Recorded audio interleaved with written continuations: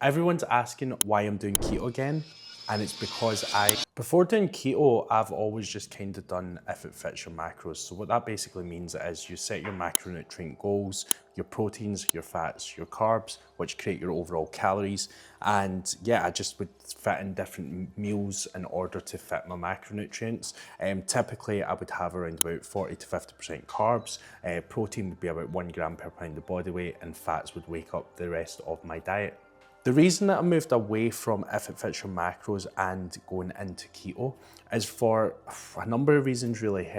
Since I came back from Marbella, I was staying in Marbella in the summer, and I just couldn't really get my flow back with my training, with my diet, and I just wanted to mix things up and just change things up completely. I've changed up my training style into boxing and performance style, so I wanted to change up my diet to go alongside this. And for me at this moment in time, it's probably one of the busiest I've ever been in my career.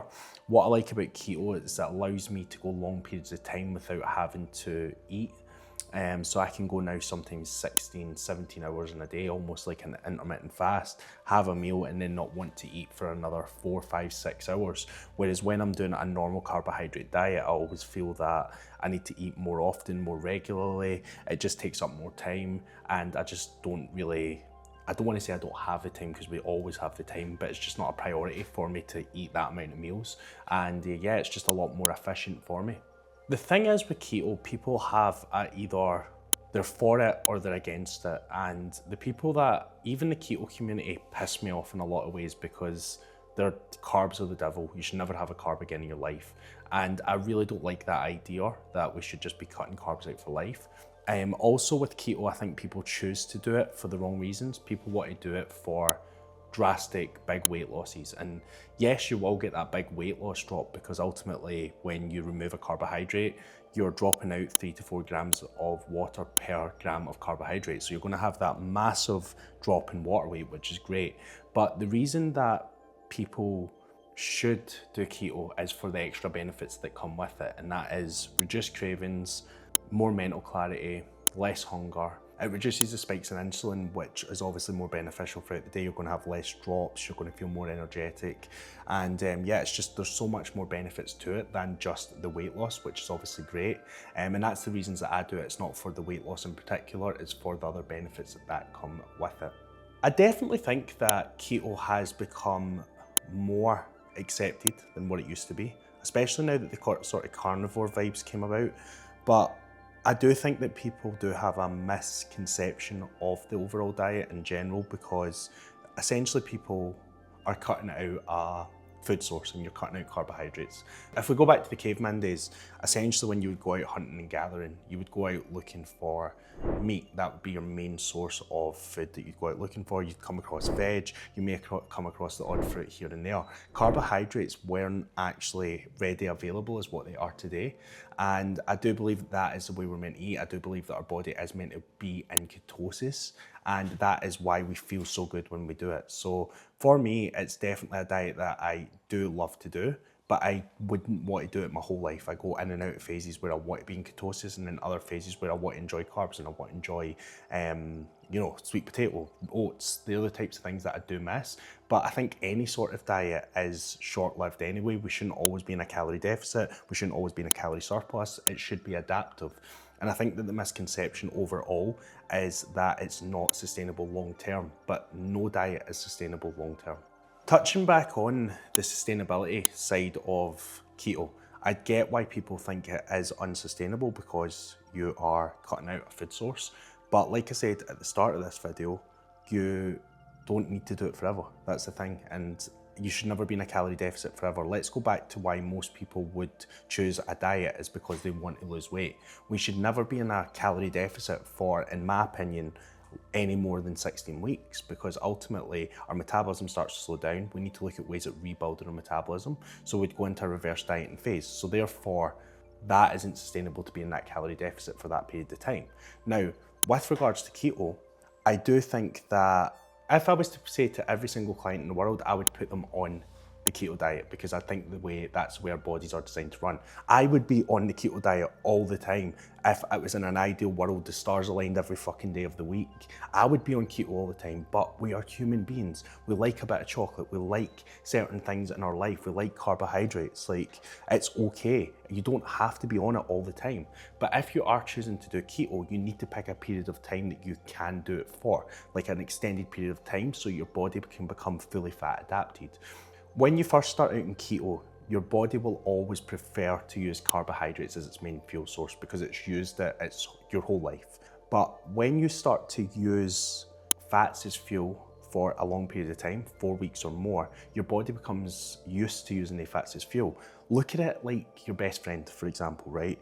You have your best friend for years that you've been to school with, and you always go to that person. 9 times out of 10, you want to spend time with your best friend. But then you meet this new friend, you go on holiday, you meet this new friend, you like them.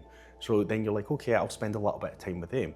But you would rather always jump back to your best friend 9 times out of 10. So see your best friend as a carbohydrate, see your new friend as the fats. But the more that you start spending time with this new friend, the more you then go, actually, do you know what? I prefer spending time with them. So then you lean into spending time with them.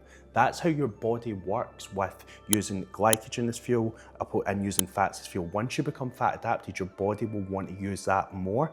And then the odd time you have carb, that's fine. You can jump back over to your best friend now and again, but you're more inclined to go that way. And that's how your body works when you become fully fat adapted. So the longer you do keto, the better, because your body becomes efficient as using fats and ketones as fuel. With regards to keto, it does definitely take time to kick in. So I'm probably into this diet now for around about 2 weeks, and I understand that there's this transition phase. So I'm still wanting to go back to my best friend as carbohydrates. So in the first week or so, you do have the dips in energy. You do definitely feel a little bit more tired. You do feel hungry. You do have cravings. But as you start to go into the second week, you start to gain a little bit of these benefits. Then the third week, it's going to be a little bit more. Now, what I'm feeling just now is I'm not quite feeling the peaks, especially in my boxing training. And to be honest, I'm not 100% sure how this is going to feel, because when I've done keto in the past, I've always done weightlifting. But what I've noticed when I've done the weightlifting in the past is I felt like my last couple of reps just weren't there the way I would be able to push through with carbs. But what I did notice was I would always have the extended energy towards the end of my sessions. So for example, when I lift weights and do my cardio when I was eating carbs, I would always feel towards the end of my sessions, I'm ready to eat, I need energy, I need carbs put into me. Whereas with keto, I feel like I'm getting to the end of my session and I'm like getting into it and I could keep going forever. So I feel like there's this extended energy that you have with keto. It's almost like putting wood on a fire. If wood was a carbohydrate and you put it in the fire, it burns quickly, it burns fast, and then it dips down. Whereas eating fats is like putting coal in a fire. It burns a little bit lower, but it burns steady for the full period of time. And that is what happens with your energy levels throughout this whole thing. And that is why I'm utilizing it just now, when training performance right now it's not that important to me. What's important to me is still hitting my fitness goals in terms of my body composition, but at the same time, not having to think about it all the time, not having to weigh out every single meal. Yes, you have to count your calories, because any diet you do, intermittent fasting, carnivore, whatever diet you do, the bottom line is you need to hit your calories, you need to hit your macronutrients, you need to be in that deficit in order to get results. It doesn't matter what the diet is, but with something like keto, it helps you adhere to your deficit easier because you're less hungry, you've got more energy, you've got less cravings. So that is why I lean into that diet, not because it's some sort of magical diet. It's not in that sense when it comes to fat loss, but the reason I'm doing it isn't just for fat loss, it's for all the other reasons as well. I would actually recommend keto to anyone that's a busy individual. If you're one of these people that say, I don't have time, then keto is going to be the diet for you, because ultimately you can eat less meals within a day. Most of the meals, because they're very high in fats, are not only satiating, but they're higher in calories, so you're going to get your calories up to where they need to be without crashing the metabolism. Secondly, on top of that as well, you're going to have a better energy flow throughout your day, and that is key. I believe that energy is the key to life, and the reason that I can do my 3 o'clock in the mornings till 10 o'clock at nights working in my business is part of my diet and eating that healthier lifestyle, but also not having these crashes within the day. On top of that, I'm not needing to jump in between because I'm absolutely starving to make all these different meals. So the amount of time that I've gained back within my day by eating on the ketogenic diet is massive, and I always incorporate it during busier periods in my life. My main focus just now is not my physical look. When I'm maybe dieting for a holiday, when I want that maybe fuller, leaner look, I will maybe lean into carbohydrates because I want the fullness of the muscle glycogen. But right now, that is not my goal, it's not my priority. I still want to achieve my fitness goals in terms of I want to stay lean, I want to stay in shape, but at the same time, I don't want to prioritize eating 5 times a day. That is just not part of my life just now. I'm too busy for it right now. Or no, actually, I'm not too busy for it because I don't like to use that as an excuse. I just don't want to use that as my main priority, is putting my meals before my business. And my business is so important right now. We're in a crucial stage of scaling and a lot of work is going in at this moment in time. And that's what I would recommend to anyone that is busy. So before I dive into talking about why I'm doing keto, it's probably important to understand what the ketogenic diet is. So the ketogenic diet is a very high fat, moderate protein, low carbohydrate diet that puts your body into a state of ketosis, allowing you to burn fat as fuel opposed to glycogen. Now, I think it's very important that people think, oh, I'm burning fat as fuel, that this is going to be like the king fat burning diet, right? But there's 2 different types of fat, and that's what we have to look into here. So you've got dietary fat, which comes through the fat that you eat from food, such as avocados, oils, cheese, etc. But you've also got body fat, which is stored energy. They are 2 different elements, and that's where people get confused.